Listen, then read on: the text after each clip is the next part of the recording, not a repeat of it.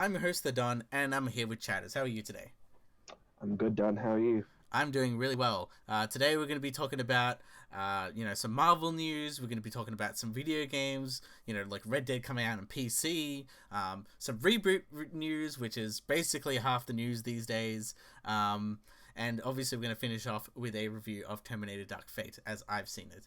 But yeah, let's just start off with what has been happening this week in the gaming industry. So Blizzard had their annual gaming convention called BlizzCon, and they announced some games that there were leaks that they came out and we thought it was kind of fake because they I sound think, pretty stupid, but it's actually true.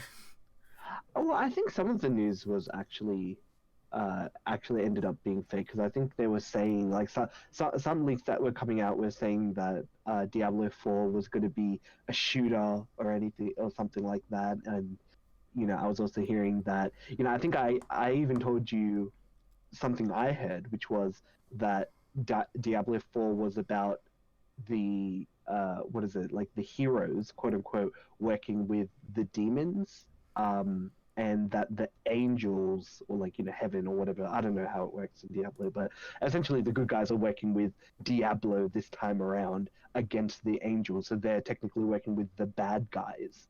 Mm. So and the tagline would be like something along the lines of "Let your inner demon out" or something. And I thought it was like a pretty cool idea. Like, I mean, it's been done before. Like in what comes to mind is what is it? Supernatural. I watched that show many years ago, like back when it used to be good. And I think that was like a plot line where angels were trying to bring about Armageddon, and so they were working with the demons to stop it or something. And I thought that was the plot of Diablo 4, and I thought that was cool. But the cinematic obviously was very different. Mm.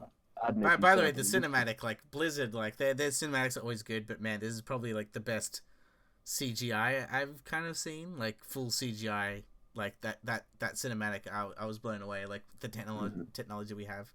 Um, Yeah, and I think even for people who played the original Diablo games, like they were saying that it showed a more, I guess, darker tone for the Diablo series, whereas the old, I think Diablo 3, a lot of people felt that it was a lot more colorful, and this is kind of going back to its original, dark root. I've got Diablo 3, but I never finished it. I kind of found it like pretty boring. I when mean, did you even start playing it? That's what I want to know. Did you start it when the live act, like after the auction after house all happened, or the all the yeah, other yeah stuff? after all the auction house controversy stuff, I couldn't. I don't think, like, even if I was playing during the time when the auction house stuff was happening, I wouldn't care about all of that stuff. I would have only played like the story, and that would have been it. So Yeah, I don't because think it would that's the have thing. I affected. remember replaying that game over and over again, just because I was just with my friends and we played it together, so it made it a lot more fun and easier to play. Especially when you have like four players on the same screen or something like that. It was very interesting because you I could guess. actually play local at that point if you played on like console or whatever. Mhm. And yeah, Yeah, I I don't had a know. lot I of kind of fun, felt and we pretty. found like this really interesting weapon. It was called like the Yeah, Russian fast sword, and it just like made your like attack speed like an insane fast amount. So even if you had it shit was actually damage, you could called still win. Russian. I think it was called the Russian fast sword. It was something like that. I think we dubbed it Huh. that. And yeah, Oh, okay, sure, and it sure. was just like this. We don't even know if it's a glitch or it's actually a really rare weapon, but it was Hmm. just like you could just spam attacks and you just survive. So Did you play during the auction house stuff? I played that early on. Yeah, back in the day. Because I Okay, think that game came out what 2012, ages ago. I 13, don't like know. 2011, 12. Like it was around that time. Um, and yeah, I remember. I just remember playing that, and yeah, I don't really remember much. I thought it was kind of interesting, but obviously the whole point, if it's a real life auction house with real life money, the good legendary drops are going to be significantly lower. And you'd Mm, have to really spend some time to farm actual weapons and items to get anywhere in the game. So mhm. obviously they took that out. I don't know if there's like I don't know. I I feel don't like think I I think had we've kind of any. evolved since then because that was Yeah. that was a generation ago almost, and it feels like everything's kind of Well, different and changed by now. I, I think that, and I think because of the kind of consumer backlash towards the auction house, um, they ended up changing how it functioned, and I think they were getting a lot of, not so nice words from the community regarding it. And so because they kind of rolled back those features, I think Diablo 3, while it came out, people really not liking it eventually because it came about in changing how it fundamentally worked. People softened up to it in the end. So yeah, I think it's cool. But I don't know whether I'll play it on release, like because I didn't really enjoy Diablo 3 that much. It was fun, but I kind of found it pretty easy. I was playing like a mage, so I don't know. I think I'll have to see whether I'll purchase it. The other game that came out was Overwatch 2, which I'm very surprised that they ended up calling it Overwatch 2. But it kind of sounds like it's more or less, if you can play Overwatch with Overwatch 2 with people who have Overwatch 1, it seems like, or the skins transfer over. So it kind of seems like if you buy Overwatch 2, you're more or less paying full price for a story mode. Yeah, it's basically an expansion, more or less. Well, in a sense, because graphically wise, it's not really that different. Well, yeah, well, or does I think it has actually improved graphically. If it has, I can't really obviously since the designs and I guess the look of Overwatch, it doesn't really it doesn't have these amazing textures or whatever it is. It is kind of like something like a Team Fortress 2 type of style where it's kind of it's cartoony, but it still has some character to it. So then really good graphics it doesn't matter as much. Yeah, it definitely it does the whole style over, I guess, function, I guess. But I think overall, I'm kind of wondering whether or not, are they going to make it so that Overwatch 1 and 2 has that kind of cross compatibility, or will they eventually just start releasing things only on Overwatch 2? They're only going to have new characters come out on Overwatch 2. But the old characters are still on Overwatch 1, so you can still play that. But if you want to play with these new characters, you have to buy Overwatch 2. I don't know how that works because, it's a weird business model. It's not. They don't market it like it's a expansion. They're marketing it like it's a new game, like a new product. But that might just be my ignorance. Feel free to correct us. But yeah, I don't know if I played Overwatch. Maybe. A couple of maybe 30-ish hours. It's not that much, but I got my fill of it, and I really enjoyed my time with Overwatch. I just, in the end, there's a meta that's formed, and people get really toxic online. It happens to all the main. Yeah, exactly. It happens to all gaming. Well, that's the thing. It usually happens to stuff pretty much in MOBAs pretty much, and this is kind of like a first-person MOBA that was kind of like the hero shooter. Because you do see, and even more so now that they're going to be introducing the story mode that I think will be functioning. You'll be able to play it with other people, but it'll be against AI, so it's going to be even more likely that they're going to have a mode that more or less is kind of like a MOBA, except you're not fighting against other people, you're fighting against robots, right? Yeah, something like that. So it's interesting to see how, because there's going to be an upgrade system, so you can upgrade your abilities and get new abilities. That's going to be separate from, the abilities that you're going to be using in the PvP stuff. So yeah, there's a lot of options, but for me, thinking, who is it targeted to? New players? I don't think so. I don't think so. I actually honestly think it's there for the hardcore people. To this day, even though Overwatch has been released in 2013, I think it still has quite a big following. It's not obviously as big as it once was, because usually, but the hardcore people are still there and they still keep it alive. Even to this day, even when I go to conventions, there's always a few Overwatch cosplayers. Now it's usually mostly a Tracer, and a Mercy or something. A Mercy, a Diva, and that's really it. But that's kind of that's the only thing that's really kept Overwatch in the consciousness, I guess. But I feel they probably needed to have an Overwatch 2 just to maybe be hey, this is establishing a new meta. We're still here. Yeah, and kind of and go it that way, because if you look at streaming numbers, it's always League, Dota, and then Overwatch is there, World of Warcraft's there. you know, I mean, they do have a lot of games up there. Like, Hearthstone's still up there. Hearthstone had its own expansion, new expansion release. I'm not going to talk about it that much. I play a lot of Hearthstone, but it's kind of like whatever. Like, yeah, it's going to be good. I don't, if you're into it, play it. If you're not, don't. But speaking of the whole stuff about BlizzCon, I was interested to see that, that it was quite quiet in terms of the whole China controversy as well. There were a lot of people protesting, and there was a lot of, we had the new red shirt guy who went up there and asked a question related to China as well. So it's nice to see that the red shirt tradition is still ongoing at BlizzCon. But yeah, overall, I think like the whole Blitzchung China situation didn't end up hampering the whole BlizzCon thing, which is like kind of what I expected in the end. But well, we'll see, whether it continues going forward with stuff that Blizzard talks about. But yeah, absolutely, because I do know that they you know.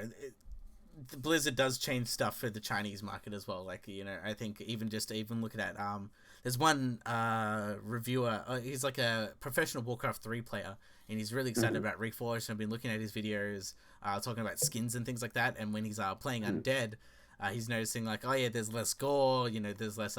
There's like used to be a thing where like the Undead flag where you rally your troops used to have like a person's head on a spike. And he's like, yeah, they kind of removed that, and obviously, like, China is very sensitive with like skulls and things like that. So I feel like, yeah, they sometimes try to tone things to kind of work in the market. So it's a shame that they don't just have like an option that you can turn on and off. Like maybe if it's like China mode, non-China mode. Well, yeah, but I mean, essentially, it would just be like what it is on any other kind of video game.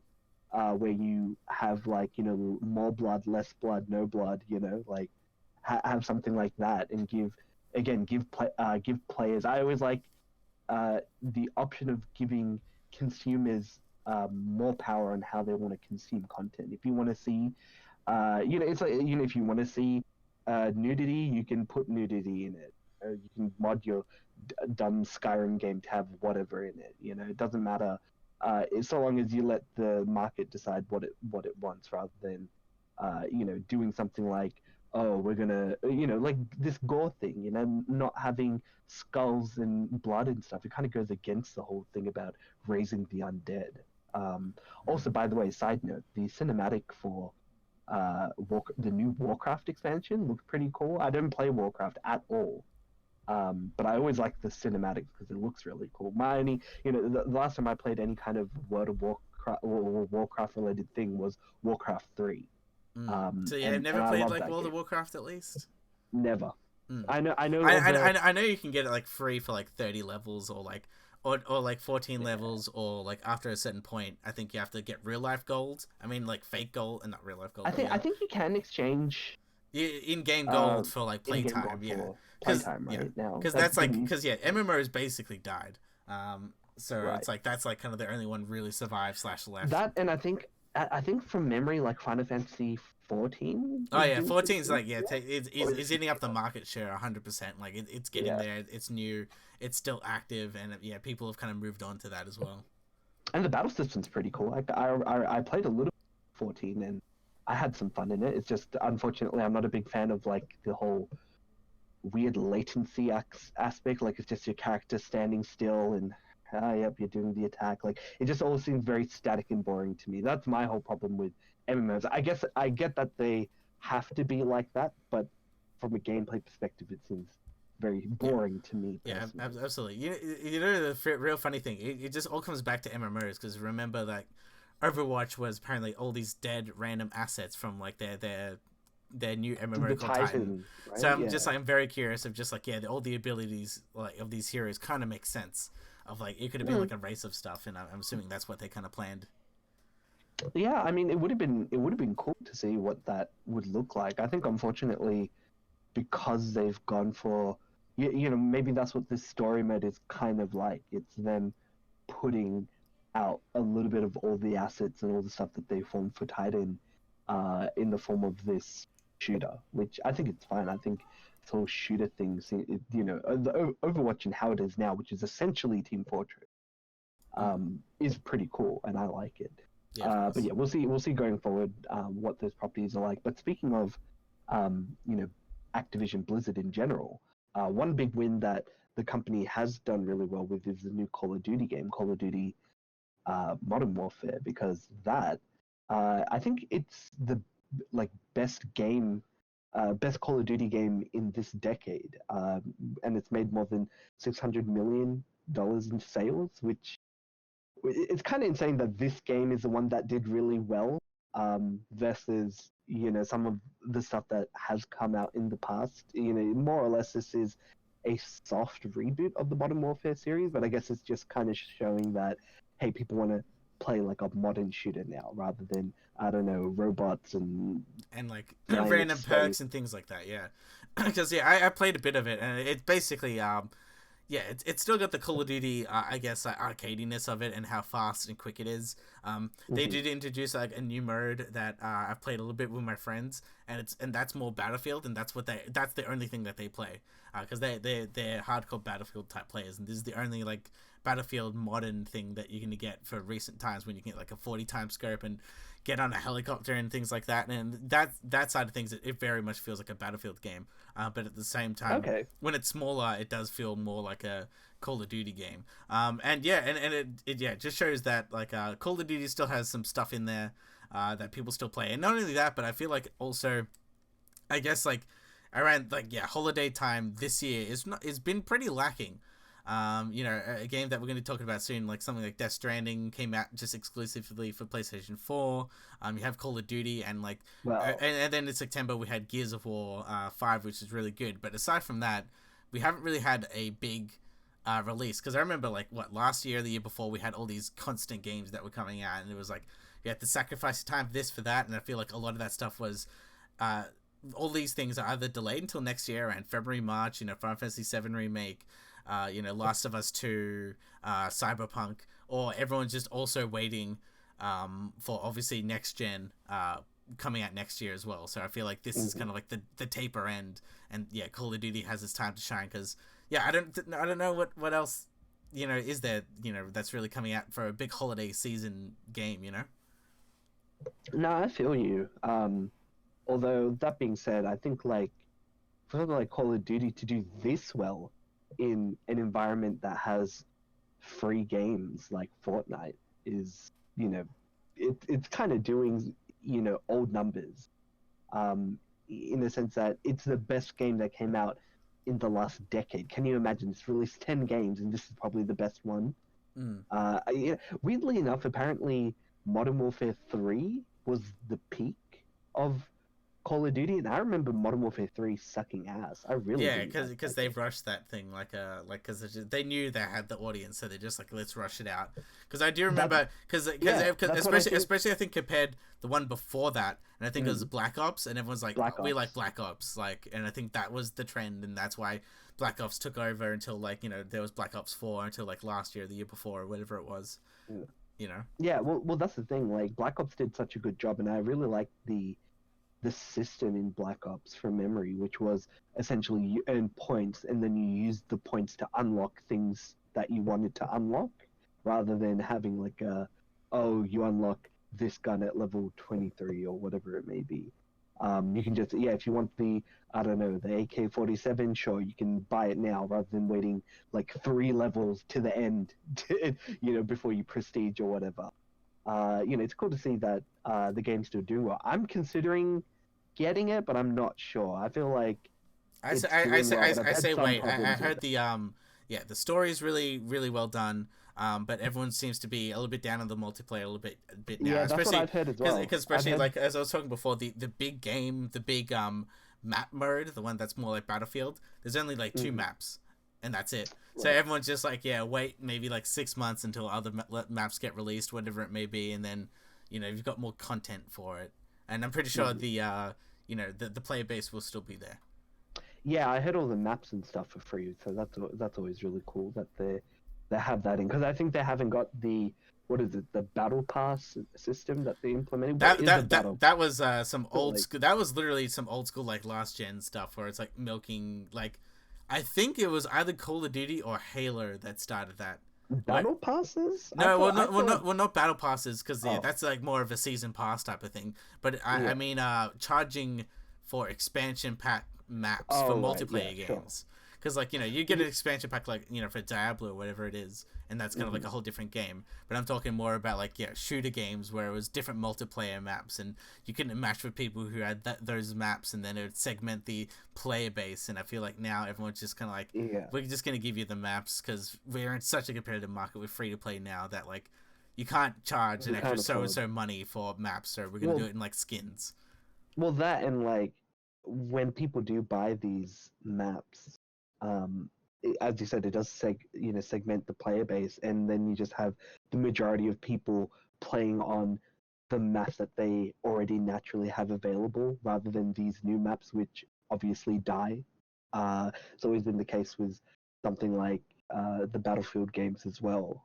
Back when they also did those kind of map packs too. So it's good to see that they're moving away from that, and maybe doing this kind of battle pass system will be much better for them to still make money and support the game long term. Because I mean they do the battle pass stuff with games like Fortnite and stuff. That's where they make the most of their money from. So Mm. so we'll see whether or not this is a good sign for Call of Duty. And whether or not it continues to be successful with these, with the yearly release model Yeah, absolutely.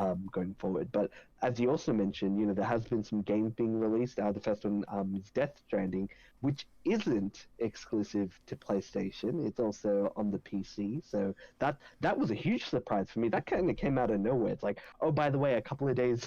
A couple of days before we release, oh, by the way, this game's coming out on PC, and that totally surprised me. I didn't expect this game to be out on PC at all. I think it was actually out there, but it was kind of like yes but no, but not really. Like it was one of those things. I think like last year there was Oh, I don't know. I think this I game was I marketed. swear there was a rumor that was kind of like it's not, it's maybe a console exclusive, or there was some shady wording where everyone's like, yeah, it's coming to PC, but it's not really officially confirmed because someone kind of stuffed Oh, up. So I feel I like, don't know. because Although, I think I knew about it, but like it mm, wasn't necessarily confirmed because obviously like Sony probably wanted to be like, we just want to have the numbers to buy before it gets onto PC. Um, mhm.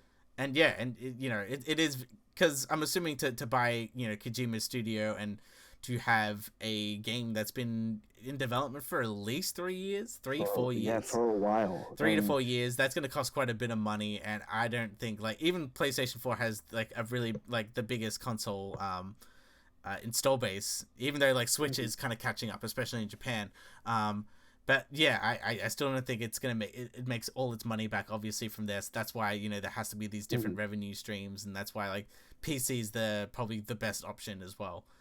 Oh For yeah, it. but I was just surprised uh, uh, that they didn't keep this purely on the PC. Like I'm happy. That just means it's another game that I get to potentially play.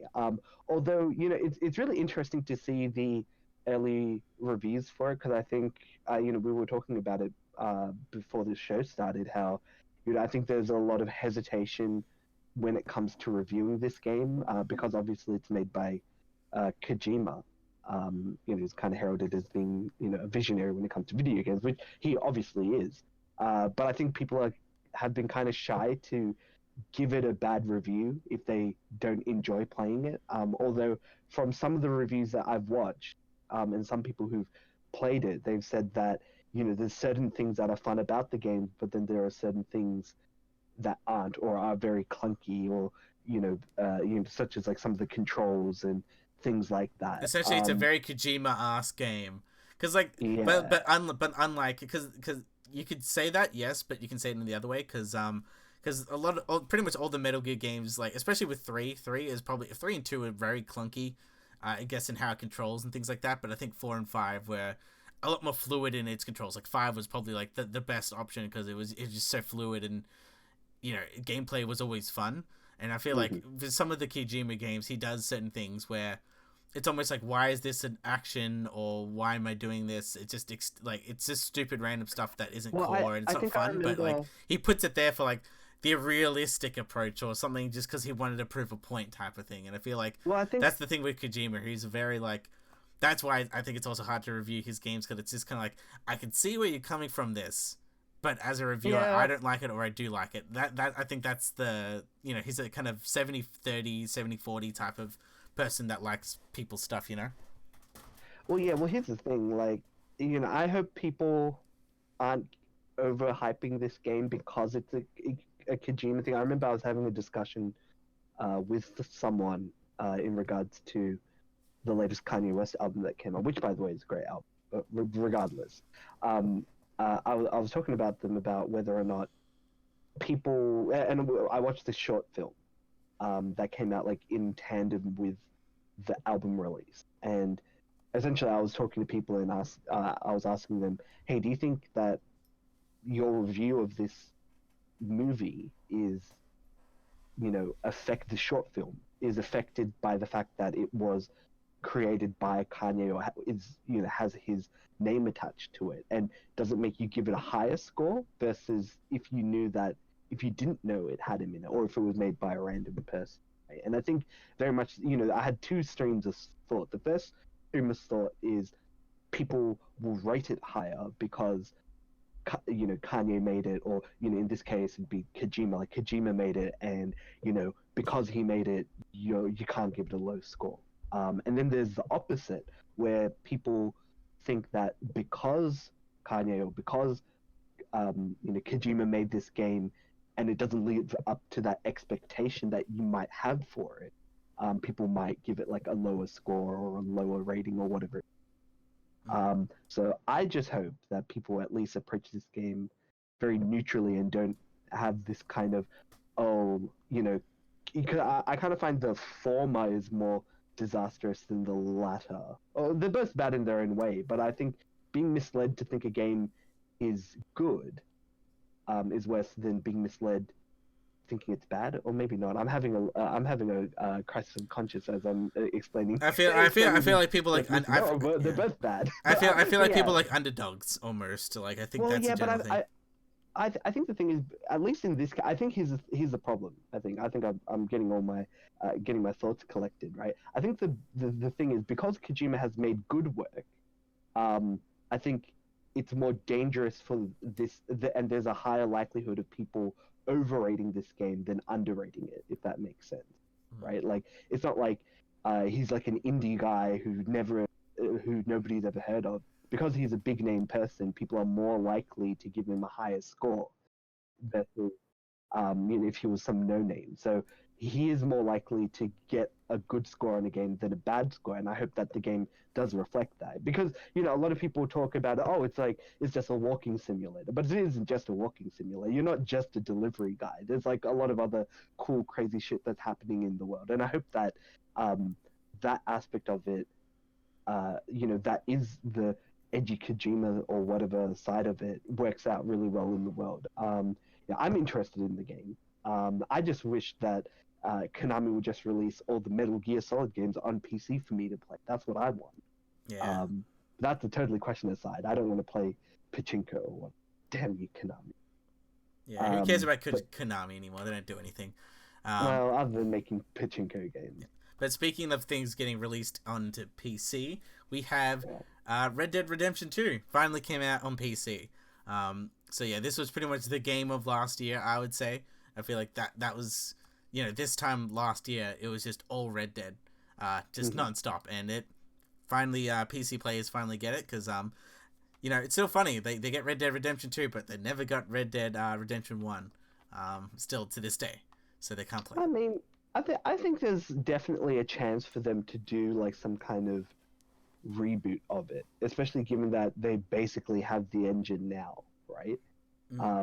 If they wanted to do like maybe like a soft reboot, or not a reboot, like a remake of Red Dead Redemption 1, which is technically the story is technically a sequel to this game, since Red Dead Redemption 2's story happens before this game, because I think the main character is a side character in number 2, correct? If I'm not wrong. It was something like that, yeah. They cross paths pretty much. Yeah, and I do find it funny. I think like they even mentioned that they make fun of the character for not being able to swim, since in Red Dead Redemption 1, if you go into the water, you die, which I kind of like. I like that there's like some kind of in-universe explanation to why the character dies if he goes into water in the first game. So I found that kind of clever. But yeah, it's really cool. I'm hopefully it's going to be hopefully the next game that I'll play. I haven't decided whether I want to play Death Stranding or Red Dead because I'm currently. Well, I think Death Stranding is going to be a lot more of a shorter game than Red Dead, because I know people who've played Red Dead for like over 100 hours, and like there are people like you can do you can do fast travel, but like some people just like you miss out on these random events happen in the world. So I just literally ride my horse to one side to the other side of the map. So there's like all these like immersion things. Traveling. Well, I've heard the fast traveling is kind of clunky in Red Dead Redemption 2 from memory, from what I've heard about. But that might just be, people just being like, "Oh, I don't know how to play." I can't spawn anywhere I want to go. I don't know. But yeah, I'll have to between Death Stranding or Red Dead Redemption 2 because I've been playing Outer Worlds. I haven't finished it yet, but I'm close to finishing it. So I guess I'll give a review of it. So from what I've played so far, it's really fun in the sense that if you want that kind of Fallout game, this game will scratch that particular itch. I can't say whether or not it's better than Fallout 4 because I haven't played Fallout 4, but I know a lot of people were kind of like, "Oh, this didn't live up to, New Vegas, or it didn't live up to Fallout 3." Like you've played Fallout 4, correct, Dom? Yes, I played all the Fallout games. So. And what did you think of number 4? Fallout 4 is basically a mainstream streamlined version of kind of like 3 and 3 in New Vegas. Kind of had, because I think the biggest change is not only just maybe the shooting mechanics is better, which is 100%. That's really good, because 3 in New Vegas are probably more just like you just point and shoot, so there's less shooting mechanics. But the main reason why I say it's streamlined is because they got rid of I guess one of the more hardcore elements of kind of survival in Fallout, the whole food meter thing, or that's in 76. What I mean is weapon degradation was a thing in the rest of the game. So you'd find the same weapon, and instead of, you'd either sell it or just kind of repair a gun with the same gun. And obviously they did something different where they're just like, instead of that, we'll just customize a weapon and basically scrap it with parts, which is a really cool system. But I think you can maybe add all 3 together. I'm not quite sure, but there's Fallout 4 I think is a solid game.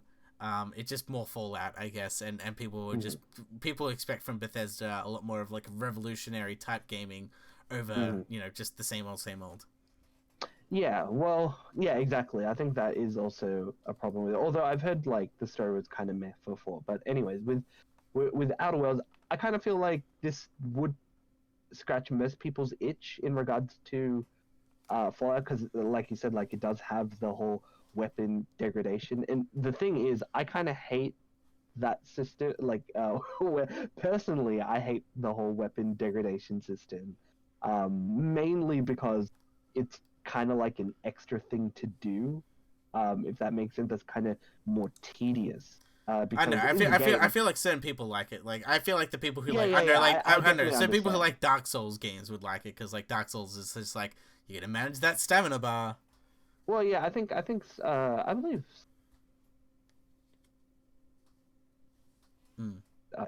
I think the thing is, for me, it always seemed the case that, especially with these kind of games, you're always kind of given these weapons anyway. Well, at least my kind of playstyle for these kind of games is loot everything, and I kind of went for so at the beginning of the game, and I think, I wish in retrospect I knew what some of the choices would lead to. But the thing is, at the beginning, you're kind of given the option to kind of change certain stats that you have. So and then you can put these points towards certain other things. So you can have average stats, but then be slightly good at have better science, intelligence, or better dexterity or something. I kind of went down in my strength and dexterity, and then put everything into intelligence and perception and stuff, and so my character is and charisma. So my character is like very good at talking and is very much a scavenger. So for me, getting my hands on like a lockpick and picking everything and collecting weapons hasn't been a problem. So all I do is get all these weapons, and it's like, I wish I could just pick it up and then not care about replacing it every now and then. And you're given so much parts and stuff. Like, here's the thing: I'd be interested to see what if you played the game as I guess a weapon heavy or a melee heavy character, because in those play styles, your degradation affects everything a lot less as well. So would you even have that problem? I don't know. What kind of Yeah, because characters do you play? it does change, like it probably changed it significantly. I But feel but, like I play kind of the this same is thing what as I'm you. I take everything, you know. but this is what I'm saying. If you play the game like that and you have if you have those kind of skills and perks that reduce the degradation of your weapons, sure, you go through less weapons. Sure, you might get a hand on less weapons because you can't lockpick everything, but because of your skills, you won't probably be trading your weapon off as quickly anyways. So what's the point? It's like everybody kind of gets to the same point, but in different ways. You know what I'm saying? Mm. But I mean that ultimately comes down to how the playstyle is. I've heard a lot of really interesting things with certain things that you can do in the game. What I've heard is you can kill everybody in this game except one character, and I think that's pretty rare in games. Because I think that one character is like kind of relevant to the story. I'm not too sure who it is because I didn't want to spoil myself with who it was. But I'm generally not like a person who just goes around killing everyone anyway. So those kind of stuff doesn't matter to me. But it's cool that that choice is there and it doesn't ruin your game if you kill a plot relevant character. So keep that in mind when you play.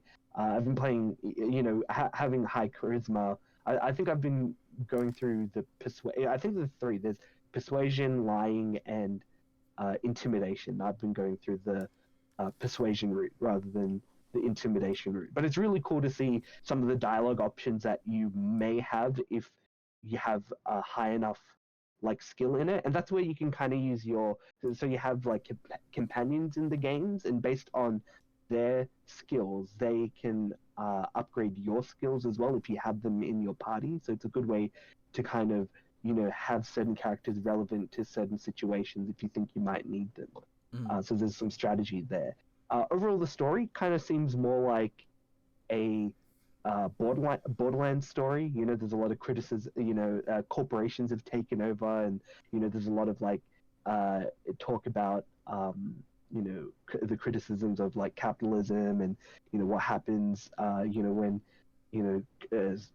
governments and corporations take over your everyday man. It's cool to see, and so and it's done in like a tongue-in-cheek point of view, because obviously they also have like I guess like the communist propaganda posters and stuff like that as well. So it does everything in a tongue-in-cheek way, obviously because they can't use any of the original lore that the studio created from the Fallout universe. But it's an interesting entry. I really like the VAT system in Fallout, and unfortunately the mode, I forget what it's called. I think it's called like tactical time dilation, which is basically bullet time. It functions like a bullet time. My character, because I focused on the aspects of my character that isn't as good as fighting, their tactical time dilation isn't that great. So I haven't really enjoyed that particular component, although it is very helpful in certain things, and you can get perks later down the line that help you with that. I just miss the the VAT system, because I thought It really is an addictive thing, the VAT system, where it's like you pause, look at a weak point, or like try to disarm, so you shoot the arms, or it's like and you have to make that judgment call about whether you want to go for like a guaranteed shot, or whether you want to go for something that maybe has like a 40% chance, but if it hits, it's going to do like a shit ton of damage. There's a lot of like, and it feels more RPG like in that way. So maybe this might be a good motivation for me to try and pick up Fallout 3, try and play Fallout 3 again and complete it. Because I only kind of maybe got like halfway through that game, although I really do like. Yeah. But yeah, Once you get Outer sucked in, World. when you get sucked into those types of games, you just like, yep, I'm gonna sink at least 10 to 15 hours. Well, yeah, exactly, and I think for something like Outer Worlds, it's definitely preparing me for something like Cyberpunk, because I can't wait for that game to come out, and I think that game's going to definitely spoil me in regards to, oh, what do your choices mean, and how do they matter, and playing it in a different style and way, and so this is kind of my game for this year to play that will give me that kind of scratch that itch when it comes to making choices and stuff. But speaking of choices in video games, you've been playing thing uh, recently that involves a lot of kind of dialogue centric gameplay, correct? Yes, that's correct. I am playing Vampire or Vampire. I don't know. Who knows? It's spelled weird, but it's basically Vampire and it's about vampires. This is and I think I realized why it's a dialogue heavy game because I actually did some research on the studio, which is Don't Nod Entertainment, and the games that they've done is literally Life is Strange and Life is Strange 2. So I'm like, this all makes sense now. Oh, okay. I didn't know that, but yeah, Yeah, all it's like a right. subsidiary brand or something like that. But yeah, it's a French studio that did it, and this is like one of those games where it's, I guess, like I'd say it's kind of like one of those like 7 out of 10 type of games, and it's one of those studios where it's not completely like triple A, like it doesn't have the, I guess, the robust studio presence and studio money that a normal game would have. But it does have some charm to it, and I do think it's at least a good play if definitely if you've caught up on your game backlog, or if you want to try something different. It's set in kind of like the late 1800s, kind of in London, and it has this really good atmosphere about it. And basically you're a doctor. Your name is Jonathan Reed, and you kind of get it. A war happens in 1918, and basically the whole premise goes from there because it is part detective, part Dark Souls type combat. In a sense of it's not really as punishing as Dark Souls combat, obviously, but you do have a stamina bar. The way you do your actions, as well as when you do your special moves, which are your blood moves, which is it could be something from like blowing up their blood veins to throwing a blood spike at them that costs blood, and the only way to get blood is to bite them, and to bite them you need to stun them. So there's a lot of kind of, I guess, mechanics or things there where you do one thing to get to one thing to get to another thing. So I think the combat has a lot of depth to it in the sense of that, but aside from attacking people, there isn't really much there, aside from your power moves and trying to get blood and stunning them. So when you attack, all you're just doing is just spamming the attack button really until the stamina meter goes down. So I feel like in that aspect it is a bit lacking. Especially even just with like the weapons, it's kind of the same thing over and over again. You do get guns as a secondary, but once again, they are a secondary. So that's kind of the main combat of the game. Plot wise, it is quite interesting because, as I mentioned before, this is very much like a detective type game, kind of like a Phoenix Wright, where you have this in your menu screen. You have there's like 4 regions you go to, and it has all these caricatures. So it has their little portrait there, and then you talk to them, they get revealed, and then it kind of shows the bar of how many hints or clues that are locked or unlocked, and it tells them about the character and what they're all about. So it's kind of like you talk to these characters about who they are, and maybe they give you a hint, or you find like a letter and then it reveals information about them, and you confront them about this information, and it kind of has this detective investigation thing to it. And I feel like that that is I'd say 70% of the game, and I actually kind of like it. It has some good story moments to it, and it reveals kind of like who these characters are. You have Well, yeah. I was gonna ask, like, you're a doctor, correct? Yes, you're a doctor. So there So there's so why are you so why is the main character investigating these people?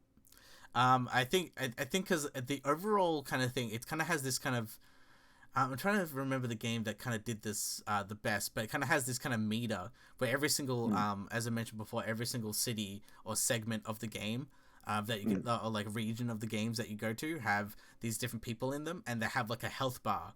Um, and so you want to do is to talk to these people, understand them, and basically, if you find if they're sick or anything like that, you cure their illnesses, and it makes the region a lot more better. You know, you can buy better items when the region's clear of sicknesses and things like that. So there's like a mm. micromanagement thing going on there. But on top of Okay. that, one of the main reasons as well, and you can do a pacifist run of this if you do want to do it, is if you get 100, because there's an XP bar, and essentially once you talk to someone, you get all their clues correct. You know, you help them with their investigations, whatever it may be. Not only does it give you XP normally when you talk to them, but they have a health bar. So you know it starts like maybe half full, but if you complete the full investigation, you know that it's 100%. So what happens is, you know, a person, depending how you build them up, and if you get them 100%, basically if you drain their blood and turn them into a vampire, you get 4,000 XP like instantly when you basically drain their blood. Now that in comparison, that is quite a lot of XP, because you actually don't get any XP for killing any enemies in the game. It's all from Dialogue. all from dialogue, and you know if you Huh. if you do kill people, you know you just get scraps to upgrade your weapons. So essentially, you know that is majority of the game, and that's how you do level up. I do find it interesting that the only way to get your level up items, and your abilities and things like that, you have to go to sleep. And once you do sleep, the city changes. So someone who got sick can get even worse sick or even die, and that kind of cancels out this whole segment of the game completely. You know things can change. Within your market. You know, if you had an investigation, the investigation can fail if you don't do it in kind of like in the semi time. So if you know that there's a limited time on a certain thing that you need to do, you know, before you level up, you know, you need to tackle that mission. So it has this kind of risk reward type of thing going on as well. But of course, if you don't care about the people in the city and kind of make it go rampant, as I mentioned before, it kind of reminds me of like Dishonored. You know, if you killed a bunch of people, you know, the city turns to shit. Well, if you don't kill a bunch of people, the city is better off. So it kind of has that mechanic in there as well. Overall, I think the story is really well, and you know, a lot of those kind of hidden mechanics of trying to find the investigation stuff is really interesting. Combat's okay, as I mentioned before. I'd like to talk about the rest of the story. However, I got a game-breaking glitch that is actually well Oh. known, and I had no idea. And then I'm like, oh crap! And you know, and there's no like multi saves; it's automatic saves. You know, Oh boy. yeah. Right. So yeah, there's a bit That's where you tough. have to tail someone, and then you can investigate them. The cutscene played actually for me, because some people just said I can't get the cutscene to play. The cutscene played for me, but the character doesn't move past that, so then I can't talk to the guy after I saw him, you know, talking to someone else. So I'm Mm. basically kind of stuck at this limbo. I've seen people say I slept like 3 nights, and all of a sudden he went somewhere else. Some people just said, yeah, it just happened. So it's just completely random, and no one knows the cause. And you know the game's been out for a year and it hasn't been fixed yet, and it's just been one of those things where I don't think the developers will fix it. As I Fix mentioned it. before, it is I'd say a relatively small medium studio. It's kind of, as I mentioned, it's like one of those studios where it's like it's not AAA, but it's not like an indie game. It's kind of like in that middle category where Mm-hmm. those games have kind of died out, and those studios have kind of died out. Um, so that's why it's gonna like it is a shame, because I did want to play the rest of this game. Maybe since majority of the game is, you know, talking focused, maybe I'll just watch like the whole like cutscenes or whatever it may be on YouTube somewhere. But you know, I did have fun in Vampire. I did pretty much play all the side missions that I could play at that time, and yeah, I think I got used to the rhythms of just playing the game. So that is a shame, but I if you do have time, and you know you don't really, and if it's on there because I'm playing an Xbox Live gaming service, so it was free to me. Then yeah, if it's there, I'd say possibly go play it, because I think it is at least worth trying it out and seeing if you do like it or not. Yeah, I mean, I kind of hate it when there are these kind of game-breaking bugs that ruin the user experience. Because a similar kind of thing happened to me with Final Fantasy 15. I think for me, I got up to like the second last boss, and the game glitched out on me, and every time I beat the boss, it would just crash, which was very annoying. But the thing is, like, I was literally one boss away from beating the game, so it didn't like ruin my entire experience because I obviously played the shit out of everything else, and I might even consider playing Final Fantasy 15 in the future, like very very far future. Maybe when there's like some cool super duper mega release or something for it, because it was a great game. It was. So yeah, and yeah, it's a shame that it's the case. But speaking of other vampire games or games inspired by vampires, we've both been playing a game called Bloodstain, Ritual of the Night. Ritual of the Night. It is a Yeah. very I guess Asian title. It's like a Final Fantasy name, or like a or what you can call this back to is a very Castlevania title. Well, yes, and that's what this game is particularly inspired by. But the thing that I was kind of confusing it with is I know that they released a 2D game that has like a different name, and I didn't want to confuse it for that because that also is also Castlevania inspired as well. But yeah, Castlevania Ritual of the Night. It was Bloodstain. See how See, easy that I'm getting is? them all, getting them more confused. But yeah, Bloodstained. It was a Kickstarter game that, kickstarted by the original creator of the Castlevania series. And obviously, it was during a time where people were pretty hesitant when it came to kickstarting games again because I think there was that Mega Man game that came Mighty out that Number was really Nine, shitty. Mighty Number Nine, Yeah, yeah, Mighty and Number I think 9. Ukulele came out at that point as well. Yeah, well, I think ukulele. There was a second ukulele game that came out that apparently did really good. Are you Um, sure? Maybe it was just like an update or yeah. something. There's a second one. The first one did really bad. But there was a 2D. There's like a 2D platformer game that came out like relatively recently, and it got really good reviews. And so a lot of people tend to think, okay, maybe it's easier to make a game that's more like Donkey Kong, and have it be good rather than making something that's more like Banjo Kazooie, and it's ill. Yeah, the game is called Ukulele and the Impossible Lair. That game came out in October 2019, Mm. and that game's been doing pretty well. But it's a much more a less resource heavy game than the ukulele game. But yeah, there was that game. But then there's been a lot of really good games that have come out of Kickstarter. Shovel Knight. There was that Hat in Time game. There was also the I forget what it is. It's kind of like Dark Souls, but it's 2D. It's got skulls and stuff. There's a new one game that's coming out of it. Oh, But anyway, I think I know what you mean. I think I've seen that before. Yeah, there's a lot of games like that now. It's like roguelike almost as well. Where it's like Dark Souls roguelike, Skull. I know there's like what Hollow Knight, yeah. That's it. Yeah, Hollow Knight. Yeah, and even that game's getting a sequel game coming out called Hollow Knight Silk Song, and that's like having a bunch of different. That was supposed to originally be like a expansion to the Hollow Knight game, but because they introduced mechanics and they built all these bosses and environments, they're like, hey, you know what? Screw it. We're just going to make a new game entirely and release, and obviously to critical acclaim as well.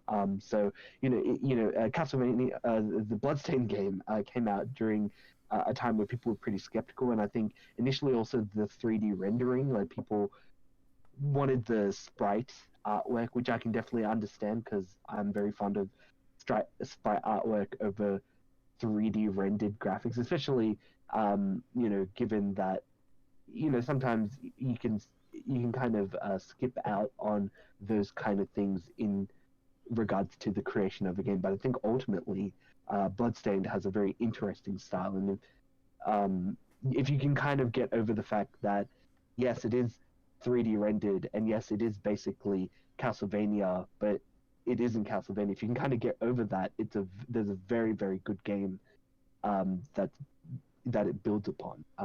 You finished it. I think I'm kind of close to finishing it, but I think I'm ready to kind of give my review for it. I really like this game. And it's been a while since I've needed to have that particular scratch itched where a Metroidvania game, cool mechanics, cool abilities. You have like crafting elements, but then it's got this really wacky, Japanese inspired story going on in the background. What did you think about the game? Yeah, I really enjoyed the game.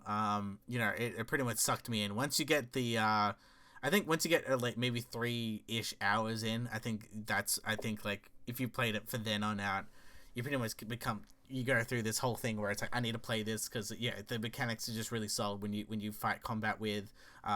You have so many different weapons and weapon choices as well as spells, so it kind of keeps you in this really amazing loop of like I need to upgrade this or I need to play with this, and there's all these like little hidden things here and there. Even just story wise, it is very interesting because I think Chad is at a point where it kind of splits off. Almost where like you can finish the game story wise, you can kill like a threat, however it's not the real ending, and you do have to go through a bunch of other stuff.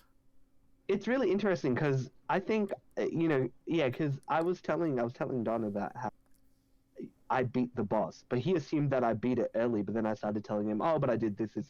So I think I'm a lot more further into the game, but I didn't know you could get to the boss that early. So I guess like my exploration of the game ended up being a lot different to maybe like the average person's, and especially because you can get quite lost in this game. I think I didn't realize that you were supposed to use. There's like a boss where she's like, I don't know, she uses blood. She's like a vampire. Maybe she's a vampire. I don't know, like a succubus, maybe. Yeah, I think her name was like Succubus or something like that. And she was like the real boss that I really had struggles with. It took me a while to get. I think a lot of people did. I think it is definitely a difficult boss. And the thing is, after I beat her ability is necessary to get to a different point in the game, but it just didn't click to me until much later. Like, oh, okay, yeah, I can use her ability in this location because there's blood. Yeah, there's a lot of stuff where it's like maybe it's not as smart as something like a Mega Man, because Mega Man I think is more like straightforward with its level design and being like, hey, we're gonna teach you all these things. But like I think this one, like I at certain points, yes, I did have to look at it at a walkthrough to be like, I have no idea where I'm going to next. Like one of the most randomest ones, and it's very early on, is like when you go to this garden area and there's a horse guy and he's like, yeah, I'll take you to the other side. And I kept on talking to him, and he just never says anything. I didn't know you had to press up to go on the back of the carriage for him to take it. It's just one of those little. It's one of those little small things. He actually tells you. I'm pretty sure he tells you. Oh, as in like he just tells you like I'll tell you where to go, and he says jump on. But I thought like usually when someone like a game person says that, I'm like, oh, it's gonna do it automatically, right? I have to walk all the way to the back, press up, and then do it. So like even small things like that, just like it just tricked me a little bit, and like. Later on, you'll find another ability, and you'll be like, where the hell do I use it? And I think that's the interesting part is like you definitely have to use, I guess, the map that they support, because obviously it shows you which tiles of the map that you've explored or not. So then once you unlock a certain ability that won't spoil, you'll be like, okay, this does this to the area, so it makes sense to kind of use this. And I think that's also the genius part of it. And certain things I was just like, certain things I knew automatically. I'm like, I know exactly where to go. And other places I'm like, I do remember certain things. Like I had no idea where to use certain things as well. So, that was kind of a thing. But I like the progression of it. They seal places off that you couldn't go unless you had a certain item. And I feel like to making a really good connected, I guess, player field in a world, I really enjoyed it. You start in kind of this little town hub where you can upgrade your weapons and buy stuff and do little side missions, to this kind of like broken down church, all the way to kind of like this underground sewer area. You've got a lot of things to play with and a lot of different enemies that are quite challenging. But once you upgrade your weapons quite a bit, and once you understand their patterns, you can kill them really easy. I think like also the fun part of this game as well, as I mentioned before, is the upgrading side of things, because you get different blood stains, I guess what they call them, is kind of like every time you kill a monster, you have a certain percentage chance of getting their I guess special ability power, their soul or something, like which is basically very, I think, like Castlevania, like the DS games, Mhm. where you kill an enemy and then especially You one of the absorb very their soul, yeah and then you can use one of the them. very first abilities that you have is literally throwing a bone upwards, which is very similar to a lot of the Castlevania games of like you Hmm. can use the bone thing to throw upwards, and I felt like that stuff was really interesting to find like what's the best combination. Like I cheated a lot. Yeah. I cheated a lot of bosses by having there's a directional shield, and that pretty much Mhm. blocks nearly everything. So I just started using that. If I couldn't understand the pattern of a boss, I'm just gonna block this and just attack them basically. Hmm. Yeah, it does seem like there was, yeah, because I was telling Don as well that like I feel like I cheesed a few bosses because there's basically an ability that you get early on in the game, that you can kind of spam, but because it doesn't use a lot of mana, every time you press it, like usually you would press it and it stays out and then it consumes your mana, but even then it consumes it very slowly. But I was able to just overload certain bosses with just a high DPS and just kill them outright. Like I had like some problems with that, the succubus boss, but because my damage output was so high, because I think she absorbs some of your health that you have to like kind of interrupt as well. So I was just doing just crazy amounts of damage, so it just didn't matter. So yeah, there's definitely a lot of different ways that you can play the game, but at the same time, there's like this discovery, like, oh, like do I invest in souls into, like, because I think for every soul or every blood stain that you get, it increases the power of the ability as well. You can max it out and then it changes slightly. Like I think the bone ability, there's like a bat, right, that you have or that you can summon, but then at like higher levels it's like three bats or four And then it bats or summons something like more that. bats. Yeah, it's like it's Some one of more those things. bats, Yeah. yeah. So then Yeah, there's some there's a really reason really cool and stuff. an incentive to use certain things, and then once you find a rhythm of like, oh yeah, these really work well for me, you just pretty much upgrade them. And yeah, that's part of fun of inventory management of this game. Hmm. And yeah, I know I just really enjoyed my time with it. It pretty much is a Castlevania game, but without the name. And yeah, I just really enjoyed it. Really good Kickstarter game. Um, and yeah, I think I explored like 96% of the map, which I think is Hmm. pretty damn good. I did like pretty much nearly everything I needed to do in that game. Um, Nice. Around the end, I think the bosses start to get a little bit kind of iffy. Like there's one boss where, it just forced me to do certain things. Well, I just didn't like it that way, but overall, Hmm. yeah, I just really enjoyed it, and yeah, I just got sucked into it, and I just basically beat it within the span of like 3 to 4 days. So, yeah, I highly recommend this game. Yeah, I hope there's a sequel. That's what I'm wishing I'm for. assuming the 'Cause success has been quite well, and it has been quite well received. I So, think I think there was some controversy in Japan, like this game wasn't doing as well in Japan, and part of the reason was because they bungled the Switch release of the game. Apparently, the Switch version of the game is very buggy and very like not optimized and very slow. So I hope for all the people who kind of got the game and maybe asked for it, backed it and wanted it on that platform. I hope they kind of get the game because it's a really really fun game, and I think more people should play it, especially if you like these kind of games, and especially since we're not really going to be getting this kind of game, out of Konami. You know what I mean? yes, they're definitely So keeping that down lock and key, yeah, and I don't so think they're we're gonna not. do anything with it, mind you, as well. Yeah, well, I mean, they might make a pachinko game out. Ooh, That's something that they might do. That's what they did to Metal Gear. So I wouldn't be surprised if they they don't do the sequels and do, and then we're not going to really get anything original out of Konami anymore, unfortunately. yeah, But yeah, speaking of original things, we're finally getting more The Boys. I think collectively our favorite thing that's come out this year, yeah, I in really terms liked of it. Yeah. TV. And they recently, the main actor who played Billy Butcher in the show, Carl Urban, he signaled that they wrapped up all the filming for season two. So he did it on like a post on Instagram. So it's cool to see that it's all coming underway.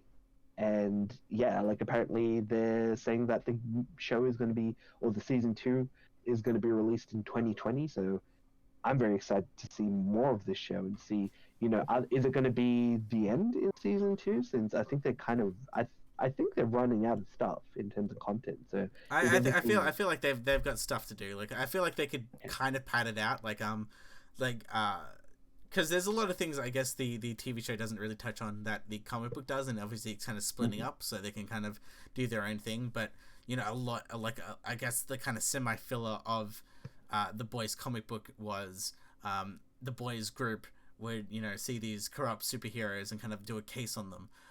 And just be like, oh, what's this person's deal? Okay, it's this, and then they'd basically expose that superhero, and kind of have these little chapters, but have an overarching story. So I feel like they can easily kind of pad it out. It kind of reminds me of something like earlier this year we had American Gods season 2, which is based off the novel American Gods. And it seems like they could easily wrap up everything in like 2 seasons. But yeah, the most recent season, second season, it feels like not much stuff happened. There's only probably one keynote thing that did happen in the season. The rest of it just more character development. So I think definitely American Gods is like kind of probably expanding to like maybe 3 to 4 seasons rather than just a 2 season, maybe 3 season thing. Well, you see, here's the thing. I haven't seen American Gods season 2 as of yet. But do you think the show suffered because they went about not going with the main plot and maybe trying to pad out the show? Because I feel that's a big mistake for television to do, because that's essentially what leads to one, you get to see bad writing, and it can basically spoil an otherwise good show. I mean, look at Game of Thrones. The last 2, I'd argue 3 seasons of the show weren't that great, and it subsequently led to the demise of the show. And it's kind of known as an example of what not to do in TV. Have a good outline. Don't pad it out. Don't try and put a lot of like useless things in it. And it exposes the bad writing. So if you're gonna put stuff in there, make sure to explain it, type of thing, rather than just be like, oh, that was just there and we never touched on it again. Yeah, rather than wait. I mean, there was so many times when I was watching the latest season and I was just thinking, was that really necessary to like focus on, given the limited amount of time that they have in this TV series that they're running? And I kind of fear that, like, hopefully they got a good team, writing at the boys. I mean, clearly they put everything. It's very clear that they changed a lot of stuff. The original inception of the boys. So well, the team who's doing the boys are the same people who did the Preacher TV show, which is I forgot the main guy, but Seth Rogen's a part of it. Because Seth Rogen's like, I wanted to adapt Preacher. Those two wanted to do. They adapted Preacher, and they're just like, now we want to do the boys, which is like the same writer. Even like Preacher ended this year, and I felt like that one, the last season kind of felt a little bit rushed, and I think it's clearly like their passion project was the boys, and that's when they're kind of stuck to, and it's like they can play with the superhero genre rather more like what is God, what's metaphysical, or all that type of stuff. I think like the boys is more up their alley, and I feel like if they needed to pad it out, they could easily do it. I feel like it'd probably be okay content, but either way, like I'm just excited for more, really. Yeah, same. And I mean, like you said, like the show does a really good job at deconstructing the superhero genre and showing what life would be in this kind of hyper realistic superhero world that the characters live in. But speaking of which, I think it's probably a good time to kind of have a short discussion, at least, or a long one, we'll see, about the new Watchmen TV show. Because episodes 2 and 3 came out, and I want to get your take on what you think about the series. And I guess The Boys is a good example, like superhero deconstruction. Whereas I personally don't think Watchmen is as good, but I'm still holding my breath to see, whether or not Lindelof does have more substance in this show. So I want to get your take on episode 2 and 3 as of yet. Okay, so the best episode so far has been the one that's been closest tied to Watchmen, which is the episode 3, which is She Was Killed by Hmm. Space Junk, which has old Laurie Blake, Hmm. kind of, I guess, dealing with the kind of like who she became. She kind of became like an alcoholic, a lone FBI agent, and she, you know, Hmm. she's well Who aware. hates superheroes Yeah, she hates superheroes. She or really jaded. vigilantes Yeah, rather. vigilante. Okay. She really hates what happened to him. Like what happened to her, kind of in that way, and it's basically just kind of seeing study where she got in life, and it's kind of like a mirror image of what her mum was like when she was the original Silk Spectre. So it's kind of like this very depressed, lonely type person. Um, and What's interesting for me, it kind of seems like she's borrowed elements from her quote unquote real father, um, yes, the which is the comedian. comedian, which is quite interesting because I think it's not explained in the show, which is again a very I think it's very bad again that you have to do a lot of homework to figure out what's kind of going on in the background of the show. But essentially, in the show, you find out that the Silk Spectre 2, aka Laurie Blake, she takes up the name Blake rather than I forget her mother's last name. So it's like Dis something. But she takes on Blake, um, and she essentially was being a vigilante alongside of uh, her partner Night Owl, who, according to PDpedia, by the way, you know how there's the FBI agent that Laurie interacts with this episode Mm-hmm. in number 3. He's PD. He's the guy who's been releasing all those like kind of Supplementary information, materials. yeah, that you have to read up about. And so one of the things that got released, I think either last episode or for this episode, they talk about how Night Owl didn't decide to cut a deal with the FBI, and decided to go to jail. And so there's a scene where Laurie's talking to the governor, and the governor says something along the lines of, "Oh, well, a president can, um, you know, pardon anyone, even an owl in a cage." And that's supposed to be a reference to him. Although the show doesn't explicitly tell you that that's the case. You could you kind of get it if you know, but there's all this supplementary stuff that you're kind of like, huh, what? And I just hope that maybe in the later episodes they do explain it a little bit. This episode they do explain the Red Federation stuff, like the reason why the I think the Seventh Cavalry and why they came to pass. But it seems really weird that I guess like a white supremacist organization came about because they decided to give uh, you know people Money. well, not money. I think it's like tax exemptions Yeah. from the government, right? And that's essentially the reason why they say the Seventh Cavalry came about. But it's really weird given that in Tulsa, it's the only area that had this kind of problem. And then at the same time, they also explained that Tulsa is the only area that police wear masks. And that's the reason why Laurie hates it.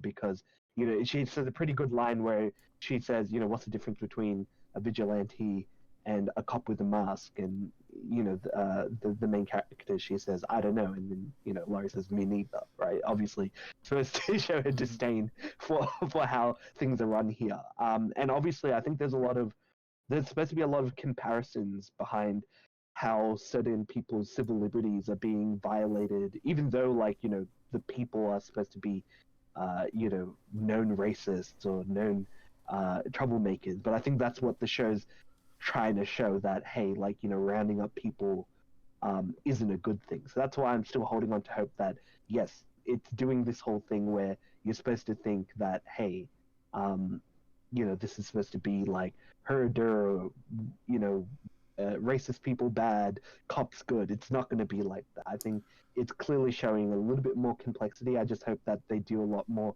commentary about it. Right now, it's all about working within the system and trying to set up the world. I just hope that there's a good payoff about it, because I think, again, Lindelof does this thing where he sets up a lot of things, but the payoff is really pathetic, Yeah, to it's say to always say the like, yeah, least. we're gonna build up all these like strains of like interesting ideas and unique things, and then all of a sudden being like, you know what, we're not going to explain any of that, and we're just going to Yeah, focus we're on just going certain to do things. some weird shit and not explain it. Yeah, and that's my biggest fear slash worry. Mm. But yeah, as I mentioned before, the best thing so far about this show really has just been the actual Watchmen stuff of things, or like kind of references to Watchmen over the Yeah. I like to me, I'm just like, oh, I care more about Laurie Blake than the main character and her journey about like That part's true. and because like Yeah. I'm like, yeah, because I actually have a association with them, or even Mhm.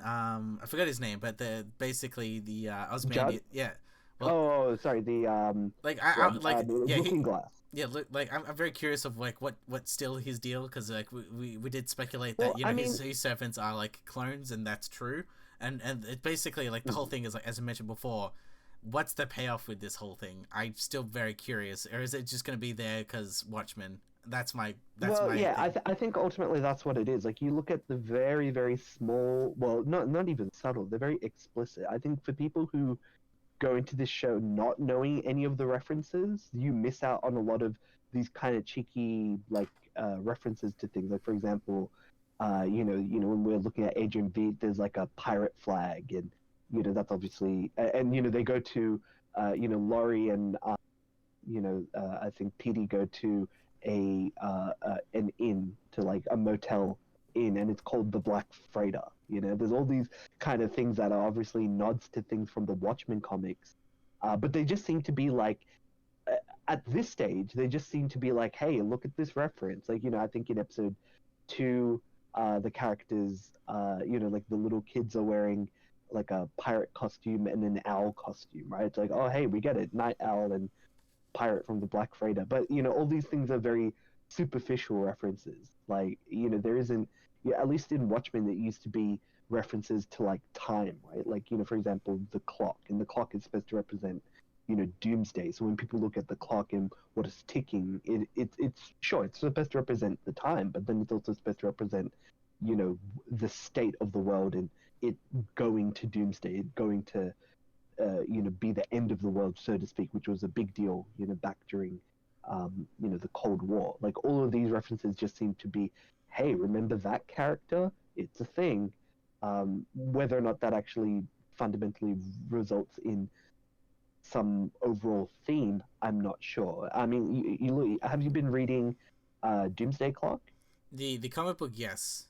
Yeah, so in Doomsday Clock, there is clearly a overall theme in the comic where they use glass as a reference to things. So there's a lot of things that, like, there's like a glass breaking, or it'll be people who are turned to glass breaking, right? There's a lot of these things that are supposed to reflect, like, overall themes throughout the whole comic, and the state of things, and the impending doom and what it represents. We don't get a similar kind of thing here. It seems to me what the show is doing, it's doing more of a things aren't as aren't as they appear. Like, the cops aren't just. I think if you go into the show thinking that the cops are the good guys, you're not paying attention Yeah, to because what's going I on. think there's maybe like little subtle things of just like what's the deal with the cops, anyways, like and what's their like.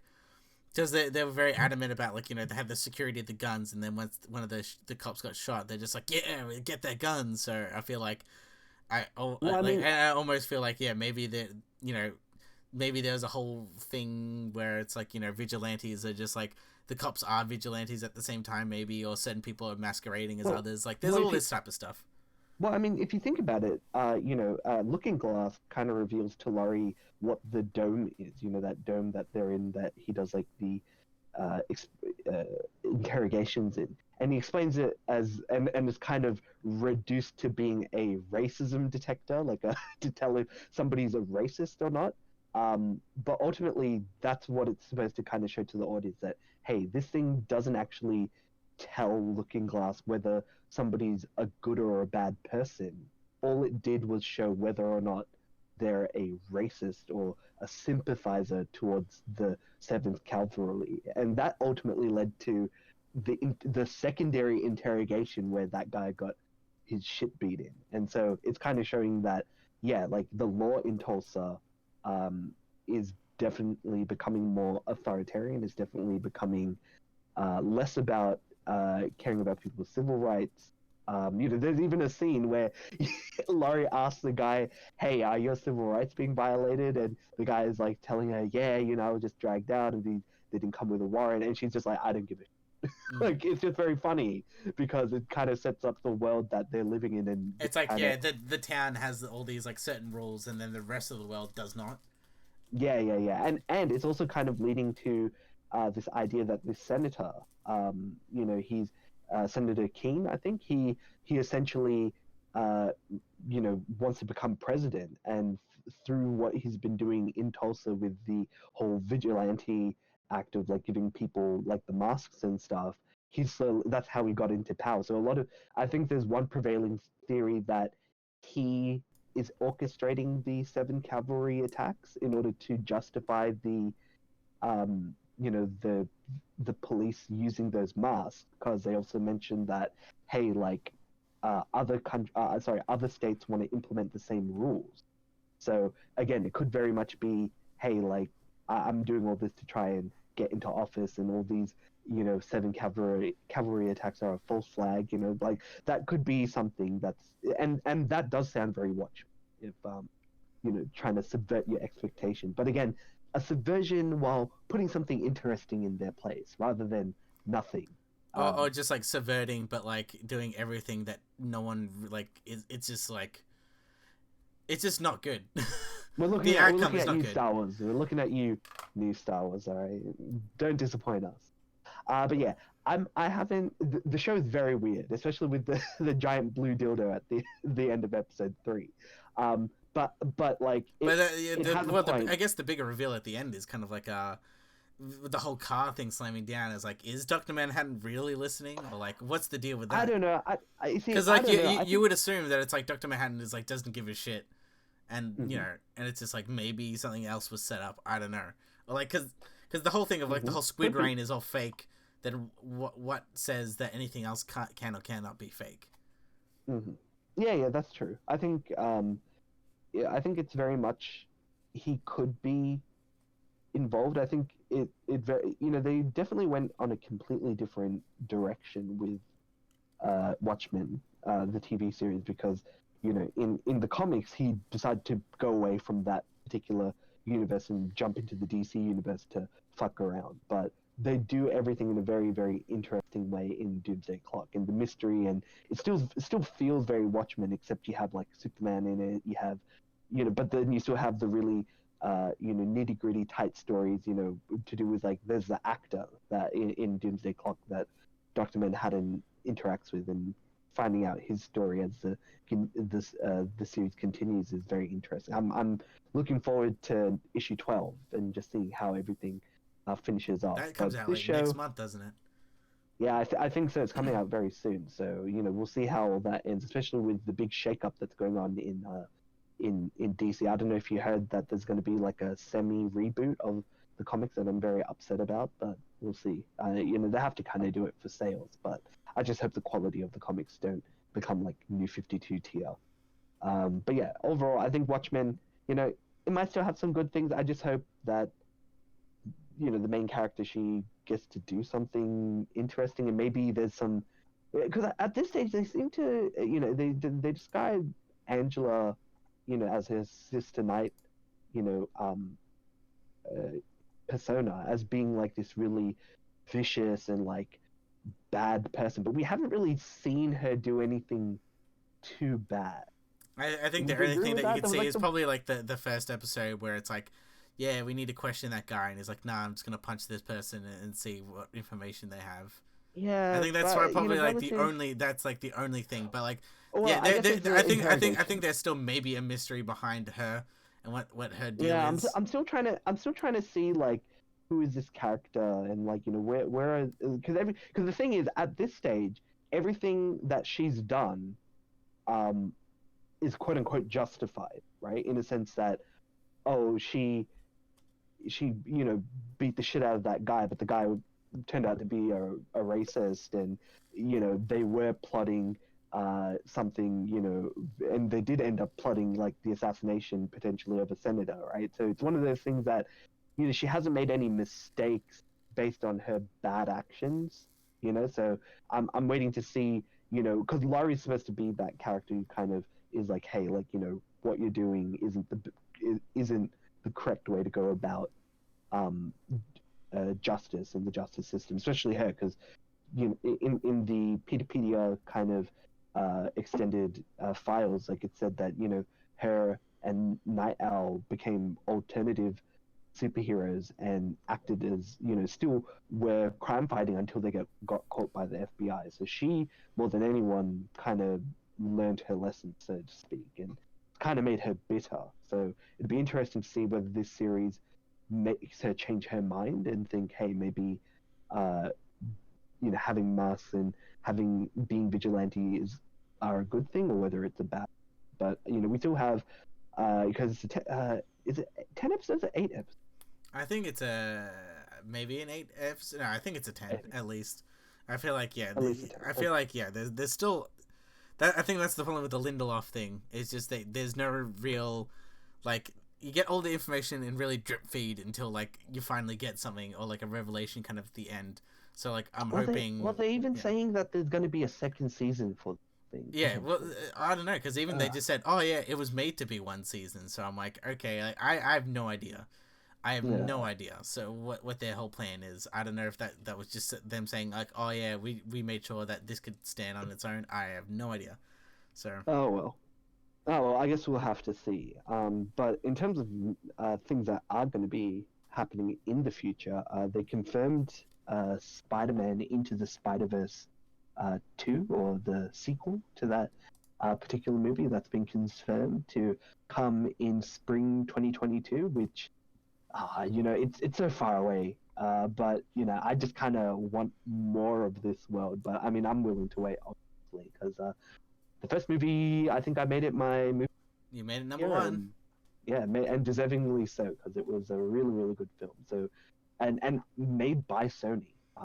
Well, that's the thing. Since now, like, Sony's signed that contract back to Disney, I get a feeling they're gonna be like, yeah, now you have to use Tom Holland's Spider-Man as one of the Spider-Verse Spider-Mans or something like that. There's gonna be like something like that. Maybe he might do like the voice for it. That'd be a pretty interesting way to go about it. But I think at this stage, there's only a mild contract, like a small contractual obligation that we know between Sony and Disney, in the sense that Tom Holland gets to do one more a solo Spider-Man film, which is obviously going to be the sequel to Far From Home, and then there's going to be, I think, an Avengers film, and that's at an unnamed film, which I think is obviously going to be an Avengers film, or maybe he might do like a team up film with someone else, because they're kind of doing that a little bit. Like, you know, they're having Wanda with Doctor Strange. So, and they're also doing, you know, Ant-Man. You know, so maybe like, you know, they might have like a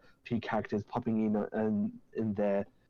Just kind of pad in actors that they have to get him to do things, because you know the Hulk can't do his own film, so he's just going to make cameos and everything. It's a bit of a shame that they didn't do, or they didn't have Hulk in anything else after Thor Ragnarok. You know, I would have expected something more out of him, but we'll have to see. But like I said, I'm really interested in seeing where the future Marvel movie goes, at least for Into the Spider-Verse. But the other thing that they also confirmed was Peyton Reed is going to be directing Ant-Man 3. So he's directed the first year Ant-Man. So he's going to have the Ant-Man trilogy. He's like the only Marvel director that's aside from like the Russo brothers to who direct at least two more, because like we had Jon Favreau with like Iron Man 1 and 2. We had obviously Joss Whedon for Avengers 1 and 2. So I feel like now it's finally we had the Russo brothers for Captain America, right? Yeah, we had. They did Winter Soldier, Civil War, and then all the rest of the Avengers ones. So they've done 4. It's sometimes really confusing to know which ones are Avengers movies sometimes, because Civil War is basically like an Avengers movie, but they just called it Captain America, which is fine. I don't have a problem with that. That's sometimes how comics are like. It's like, oh, you just have like 10 characters in here, but that's cool. It's very interesting to see, just because like I think Ant-Man is like one of the least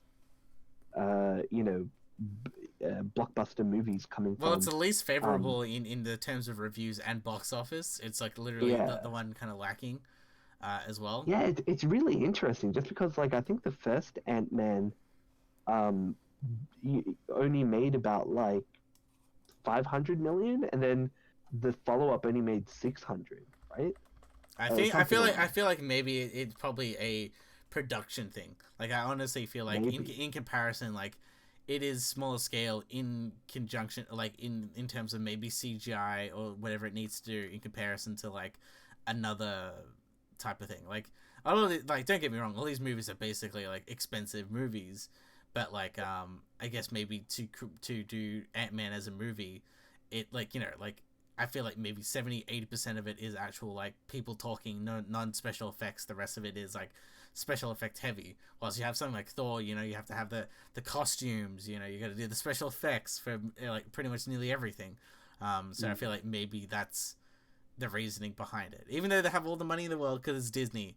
Um, or maybe they're doing it in such a way where it's kind of like we're doing this because since Ant-Man has all these type of powers, the interdimensional type of stuff, he has powers enough to do some interesting, I don't know, time travel stuff or world building type of things. So I feel like Yeah, maybe. it might be one of I those think things because I think it's a the shame. whole red herring is literally the X-Men and Fantastic Four and what the hell, who's gonna bring him to where? So it's like Doctor Strange, or it's Ant-Man or something like that. I just think it's a bit of a shame because I think the Ant-Man movies are pretty light when it comes to action. They do have. I think unfortunately, like the power set kind of makes it really awkward. Like, oh, you're just gonna fight when you're big or fight when you're small or something. It'd be interesting to see them be in a situation where they have to be in one mode or another. And you do see a little bit of that in number two where he becomes giant, but then it's like, oh, he gets too tired and he faints or something. And there's some kind of dumb reason why he can't be giant forever. Whereas like in Avengers Endgame, like he's just like punches a fucking massive spaceship. He was actually one of the highlights uh, from Endgame. Well, that's the thing. In Uh, comparison to like the rest of the characters, like he is obviously it's coming from the comedy base of things, so it's like everyone in kind of like the event the Marvel universe is funny, but it's just like I don't know. It's like it's something to do with Paul Rudd and his like performance, where it's like he obviously outshines everyone when it comes to humor. It's like like mhm. you want to Yeah, see him do stuff. yeah, it seems to be he is definitely one of those characters that are better in a group setting than by himself because he has someone to, kind of bounce off, right? I think that's probably the case. But then when he does the solo films, it's kind of like meh. Mm. You could watch um, Ant-Man 2 and not know anything other than the fact that he gets stuck inside the whatever the Time dimensional space thing. micro universe or whatever it may be, and then didn't get affected by the snap. Which I don't know. You'd think that having the time and space gem would be able to make sure that anything that you have should affect people in time and space. Hey, you know what? I don't write I don't get paid by Disney to point out you know Deus Ex inconsistencies. Machina is everywhere. Yeah. But yeah, we'll see. I think also it probably looks bad if a movie from Marvel doesn't get like a third movie, right? Like we've got the Iron Man's 1 through 3, we've got the Captain America's 1 through 3. It's gonna look bad Thor if we 4 don't gets get a third. something, and it's just like Exactly. So I think ultimately, in order for like kind of Disney's confidence and consumer confidence, they need to release a three. And if that is the case, that's a good sign for something like Doctor Strange, which I think is another one where it's kind of like, it's kind of okay. Like it's not like amazing. I just hope the new movie is more. I think the thing is, Doctor Strange is a visually interesting film. I think. in comparison to the rest of the Marvel movies, it's just like that's what people wanted. Like, oh crap, it The actually looks asshole. different as well. Yeah, exactly. They're kind of being like, oh, we're gonna make then it's got like a magic it has magic in it, so it might have they might get to do something interesting. So yeah, so that's that in terms of Ant-Man 3. But you mentioned it before early in the show, there's been a like some random reboot things that are happening all of a sudden. The first one is Frasier. Frasier is getting a reboot now. I think like one of the early podcasts, I mentioned how there was rumors about Frasier having a reboot, and we were kind of joking about like, what would the premise be? Is it going to be about like the main character coming back, and Kelsey Grammer's going to be playing like the same guy, but he's maybe doing a podcast instead or something, because he essentially does radio show in it. So the fact that he's coming back, is it going to be that he's going to be the main character? Is he going to just play a different character? He's pretty old, isn't he? Like, I don't know if he wants to maybe go back, or maybe he'll go back for like a season and be like, I'm gonna pass it off or something. Because there's other TV shows that I don't really care about that have been really kind of rebooted and redone. Like, obviously there's The Conners with Roseanne and that whole controversy. You have Will and Grace, which I never watched, but apparently people really like that show as well. And like, I watched it. I remember watching like an episode here and there. It was entertaining, but like, obviously, something like Will and Grace was radical for its time, and now because LGBT community is far more like prominent, there's a demand for more shows that represent that, I guess. So there's a demand for that particular show. Is that the show still ongoing, that particular reboot? I don't know. I think so. I'm giving any ads for it. It's like, we have a new season. I'm just like, I don't watch any of your shows. So there's a lot of, I guess, properties of like maybe like the 90s or even like the 70s. Like you even saw it with like, Twilight Zone and the whole thing. Like where they are digging up older stuff and they're just rebooting it to their own liking, I suppose. And it's like, and some of it is maybe a full reboot, or some of it's just an extension. Like there's even one of what's that like Lizzie McGuire, that's that for Disney Plus. They're rebooting that as well as a whole thing where everyone's a little bit older. But I think the Lizzie McGuire show is just a continuation. Yeah, it's a continuation, but in a sense it's kind of like you're bringing back something new, like old, to kind of do a new audience type of thing. It's kind of like, I mean, it blew my mind when I found out that So Raven technically has a sequel, because I remember watching that as a kid, and now it's like, it exists, but it's about the main character Raven being a mother, and I think her son or her daughter, being having the ability to, basically the gimmick was like she could tell, she has like premonitions about the future, and so she gets all. And she has a really good theme song. So. And she does have a really good theme song, but yeah, it's about like her as an adult. Apparently, it's on the Disney Channel as well. I'm looking at it, 2017, and it's still ongoing. So that's really cool. It's cool to see that there's stuff like that. There's almost like a legacy. It's kind of like what you see in superhero comics, right? Like there's like a Superman, and then like there's or a Batman, and then there's like a new Batman. But you have it with these kind of legacy Disney shows. It's good, but then it's also bad because like, they're just, they're not trying to invest in new properties. They're just trying to see, hey, what's hot, was hot, and let's try and make more of this. I think the problem is sometimes it's like when they don't have the best intentions at heart, and then they try to change what the basically the last few things what we're going to talk about is kind of does it on the wrong side of things, because because that's the thing, I keep on talking about I guess properties that they don't respect the right source material or what came behind it, what was already built, and instead they kind of rewrite it and kind of make it their own thing. And that's why I keep on championing something like Cobra Kai, where it's like it feels like a Karate Kid continuation, and it's pure and proper form, rather than just being like, oh, it's something different, and we want to do something different with the property, Yeah, well, I totally get you. Well, I know something that you really like is the Scream series, and they're also doing a Scream reboot. Yes. What do you think about that? Oh boy. So I think I ranted earlier this year about the Scream TV show, how we're not on hiatus. For some reason, they got rid of the older cast, and then they rebooted it with a new cast for one random season, and it was just absolutely terrible and completely missed the premise of Scream and how Scream acted and felt like, and basically, as I mentioned before, legacy type. What is Scream to people?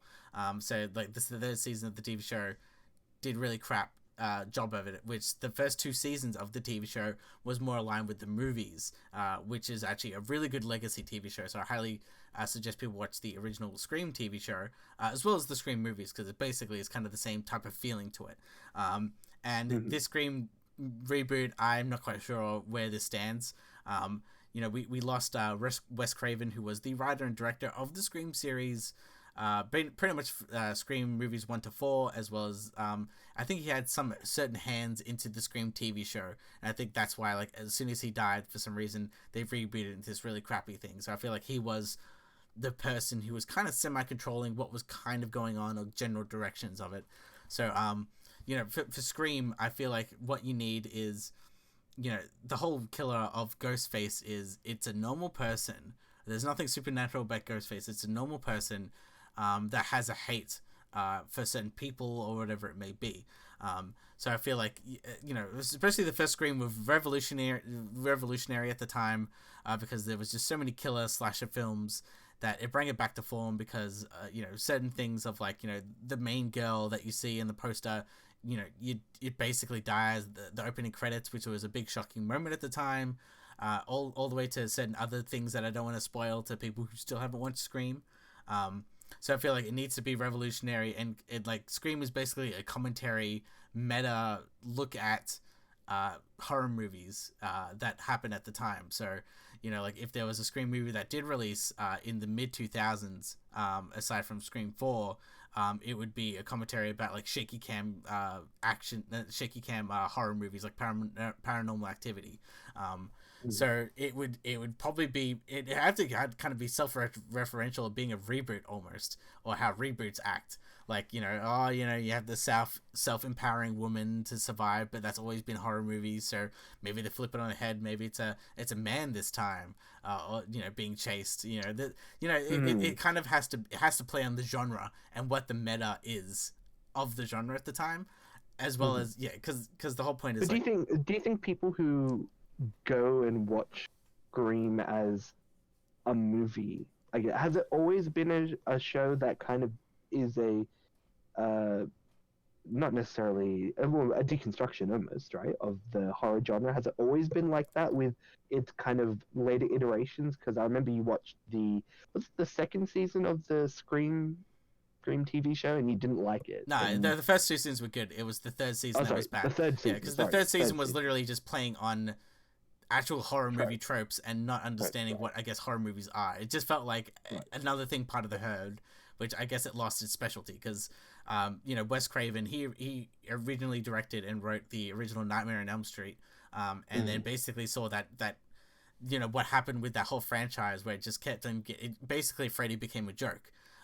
So then he finally came back to write a new movie called Freddy's New Nightmare, which is not it's a very interesting take, because it's self-referential that Freddy exists in the world, but at the same time, Freddy, there's Freddy toys in the world. There's all these, like, he gets interviewed as a talk show host, so it's this meta talking about, like, people modern day don't feel like he's scary. So that's why it's, but like to the girl, the original survivor of the Nightmare on Elm Street, she's there and she has kind of PTSD of it. And I feel like that obviously inspired the Scream franchise, which had Ghostface.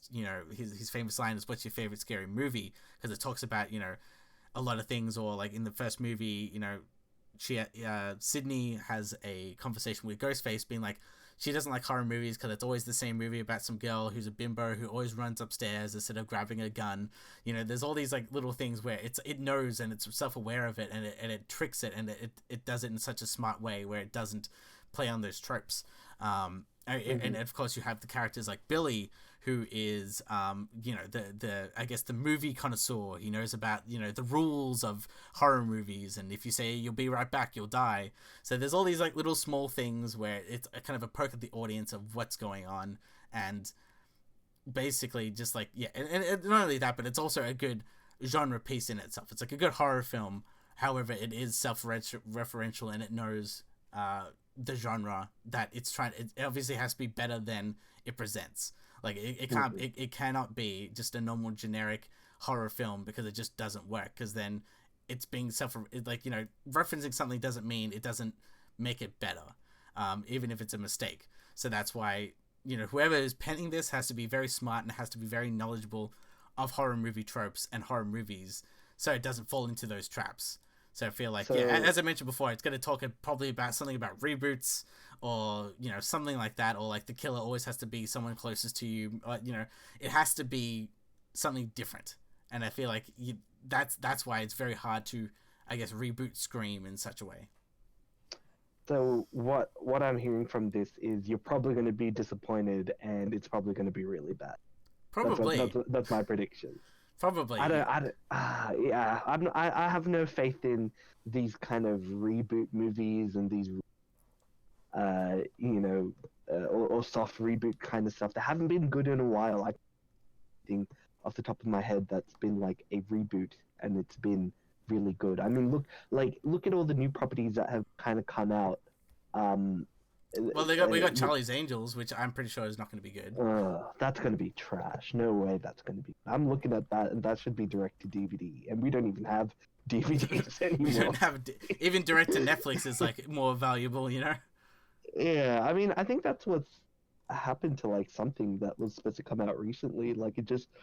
Oh, like Hellboy was not good. You'd say pretty much all the I guess the Disney live action remakes aren't like as good as the originals. Well, you see the problem is they make millions of dollars. So I don't know what to say. Like, make those movies. I just think like they're gonna be. Personally, I think they're bad. Like Aladdin wasn't that good, and I don't think I don't think I'm gonna change my opinion about Beauty and the Beast. And what's the other one that they also rebooted? I don't know. I'm just gonna say Snow White. Just all of them kind of whatever. Yeah, whatever. Like all the none of those are gonna high quality hand drawn animation that's also been like remastered like a trillion bazillion times to perfection. Like nothing's gonna beat that. Yeah, absolutely. And speaking of something that could probably never be beaten because it was so revolutionary at the time, we're going to be talking about Terminator Dark Fate, because you cannot defeat Terminator 1 and Terminator 2. I feel like, especially T2, it's just in the annals. Yeah. It's just going to be in the annals of time of just like one of the best movies of all time, and a good example of how to actually do a sequel, and when you get a bigger budget, bigger audience. Well, yeah, it's one of it kind of was that film that did the sequel is better than the original thing, right? That's what I kind of feel about this kind of movie. It's very rare for a sequel to be better than the original, and I think T2 does do that. It is like that benchmark for making a film that is better than the original.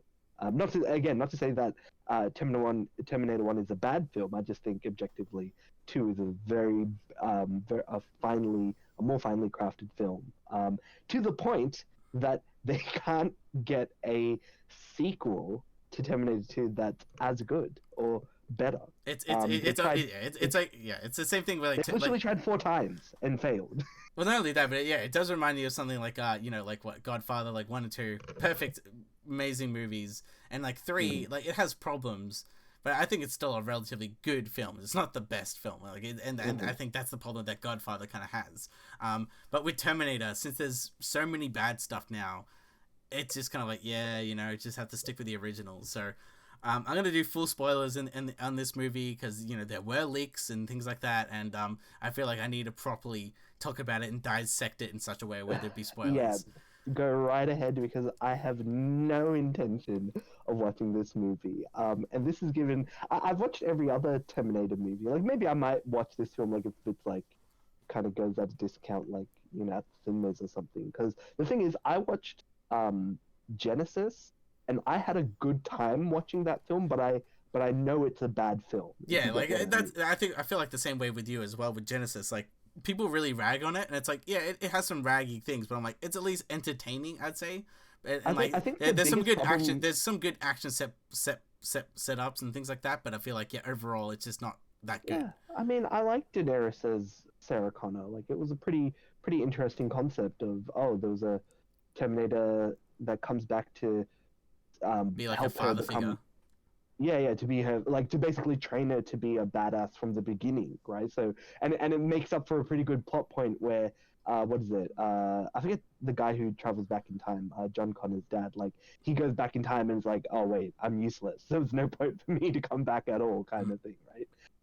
But I think the main thing I think that kind of ruined Terminator Genesis is the fact that they ruined the plot twist, that John Connor was well, the future version of John Connor, um, is actually a Terminator, sent back to kill them. That was the big plot twist that they ruined in the trailers for the film, and I think that if they managed to hide that and maybe have a lot more scenes with, because I think that was also with Genesis, is that they didn't have enough scenes with the actor who played John Connor in that film Yeah, to be John so Connor. it's like, huh, Um, that's really weird. Where is he? yeah, yeah. Before the big reveal that, oh, he's actually sent there to kill them, and oh, like Arnie finds out too late, and they kind of set up for like a sequel at the end of Genesis, because I think Arnie gets converted into a liquid Terminator. So hey, no more him dying and stuff. So I don't know. I kind of like the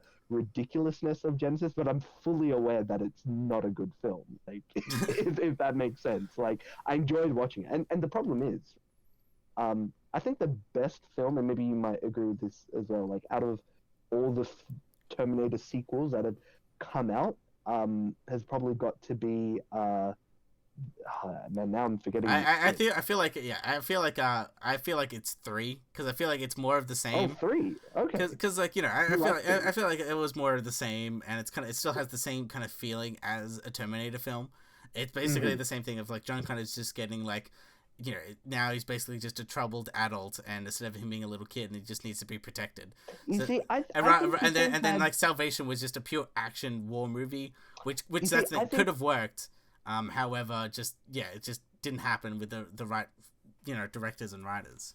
You see, I actually was going to say Salvation was the one that's actually better out of all the other ones, because yeah, while Salvation, I think it's like trying to pick the less shitty film, right? Like, which is unfortunate. But I feel like Salvation had the better story. Unfortunately, they didn't go for the original uh, ending that they had for the movie. I don't know if you know about it. I think I heard something. It was just Yeah, way yeah. more So I interesting. think yeah, which because I think essentially I think like Sam Worthington's character is revealed to be like a cyborg more or less, and essentially like part human, part Terminator, and essentially after John Connor dies, um, he like takes on John Connor's face and becomes John Connor, so that the immortal legend of John Connor continues, because he's kind of like an idea rather than the actual man. Like this unstoppable,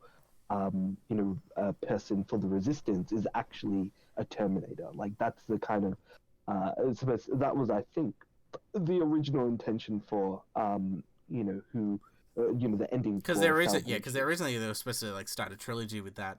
Um, they keep trying to reboot it in such a way like this is the new reboot and this is the new reboot and this is the new reboot, and it all kind of doesn't, it all fizzles out because like, yeah, I do remember that was a big deal. There was CGI Arnie, but it was still early at the Mhm. time, so it looked kind of crappy. Yeah. Everyone knows fun memories of that's when Christian Bale did that full on scream like thing where he just got full on off his Oh yeah, head, when he yelled at that the dude. guy with Yeah. the light. Yeah, like that was the set. So yeah, like bringing it back to for Terminator Dark Fate. Yeah, Um, yeah. yeah, it pretty much does exactly what you think Terminator does. Like it doesn't really do anything new or interesting. It's just par for the course. It just has now Sarah Connor back, Linda Hamilton back, and that's kind of really it. And it does a few interesting things of the world and how it does things. Um, and it kind of plays with the timeline. As mentioned, full spoilers.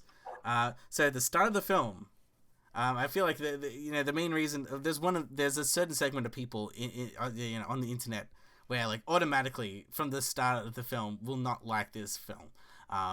And it is mainly because it kills legacy. So at the start of the film, we kind of have this like flashback of like pretty much like post Terminator 2. So you've got like younger Sarah Connor, young all the other Connors and things like that. So And is it like so it's like a recap of what happened? well, here's the thing: it's all CG, so it's all brand new. And Oh, and the whole thing is we have a voiceover of Linda Hamilton's character. Sarah Connor basically being like, yeah, we kind of relaxed, went to place. We thought we'd never get found, and then we got found. So he chose Arnie's Terminator come in and kill John Connor at the start of the film. And then it's just like, so then yeah, I did hear about. I did hear about them killing. So another Arnie comes back in time and kills the young John Connor at the beginning of the movie. pretty much, and then it just goes from there. So it's just like, what the fuck, like.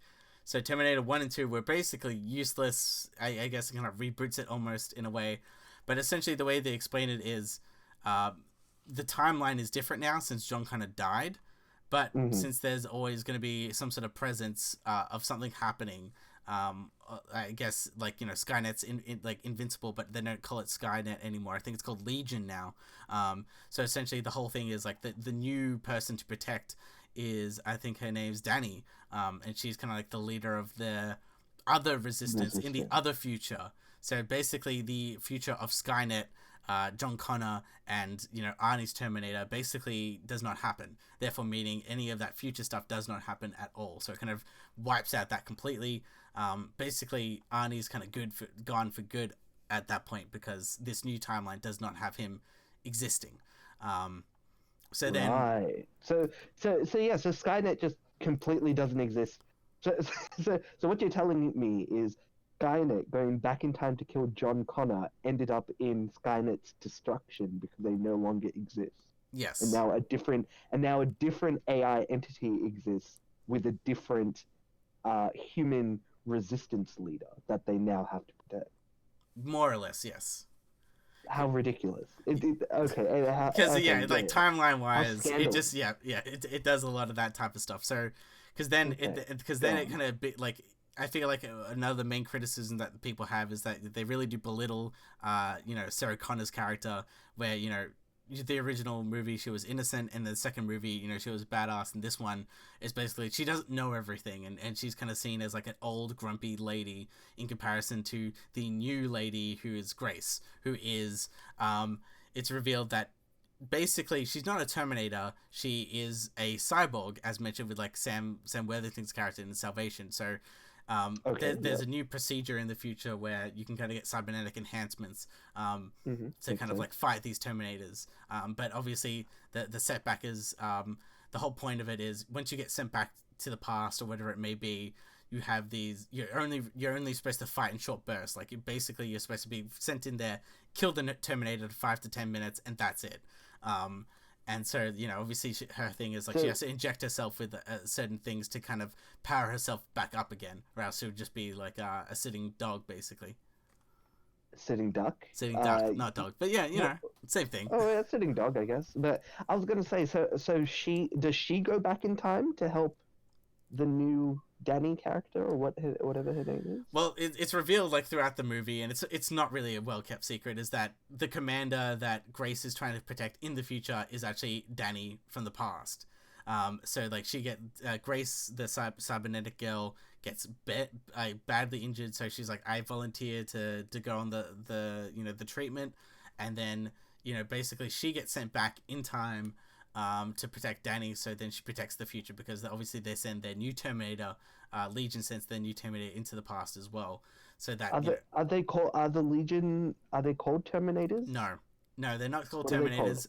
What are they called? I forgot what they were called. I forgot what the guy's called, but it's something different. It's very interesting because they get a flash forward in the future, and it feels like these new Terminators are more organic, if that makes any sense. Like obviously with this one, the way you see in the trailer, like the Terminator like has this like, it's like the liquid motion from T2, but it's a little bit more organic in a way. It does the same thing. Or like in the flash forward, you see these Terminators, and it's a little bit weird, but hang on with me for a second. There's these Terminators, but they have like Doc Ock arms, and they're kind of like, and they just sprout out of the body organically to stab people, and they come back out. So they're kind of like semi-spider Terminators.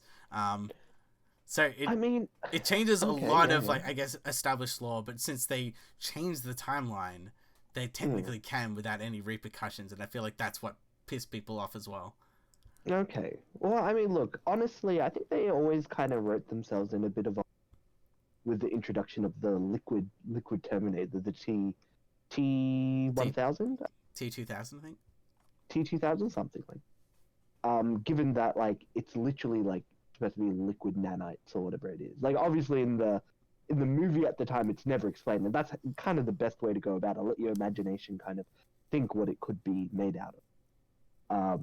And yeah, ever since, the Terminators that have come out have always kind of been like a hybrid, like a half metal, half liquid, or half nanite, half metal. You know, they're never like they do kind of go full metal in Genesis, like one of the Terminators is basically one of these liquid Terminators or whatever. But yeah, it always seems to be the case that you're always having one character, the good Terminator is like a regular shitty Terminator versus a highly advanced Terminator. Or in this case, she's not really a Terminator, she's a human. Yeah, cyborg, where it's like it kind of has the same abilities. And yeah, she's kind of a. What's cybernetic about it? I feel like they don't really necessarily explain it, but they show scenes of like her skin, like underneath her skin is like some sort of armor. She's obviously got like faster speed. She's got, she can hit more harder, things like that. So she's just basically just a big war machine. However, since Grace has like a conscience, instead of like fighting to the death, she's kind of like, no, we gotta go to this best option, or I gotta save Danny at whatever cost. So they basically have a mum and dad, mum and mum relationship, mum and sister, mum and daughter relationship. Well, both things, and it works both ways, because the whole thing is like Grace is the older one back in time, so she saves Danny, but the whole thing is like Danny saved Grace when she was a little kid, when the apocalypse happens. So it's this whole thing is like, saving each other type of thing. So, and that stuff is like kind of whatever. My interest really is just the Linda Hamilton stuff, as well as the best part of the movie, which is Arnold Schwarzenegger, as always, because he has the most charisma out of everyone in the cast, is the T-800 / Carl, because he adopted a human name and he adopted a human lifestyle after finishing off his mission of killing John Connor. So his whole thing is like, okay, what do I do after this? I don't get any signals from Skynet. So then he basically grows like he did in Terminator 2, where he kind of has like a semi-conscience and kind of acts more human, and he kind of adopts like a family almost. He becomes the father figure of the family. Hilarity ensues because it's funny because he's a Terminator. So like that bit aside, he is the best bit when it comes to action part of things. And yeah, it's just like old school Terminator type fun with that stuff. The bad guy, Gabriel / the model's called Rev 9.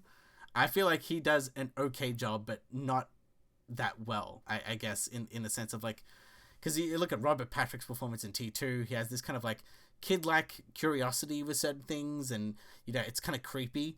And I feel like this type of Terminator, when he talks to people or how he acts, is just very like, it acts more robotic. Like he doesn't really have a personality, or it's just very like whatever.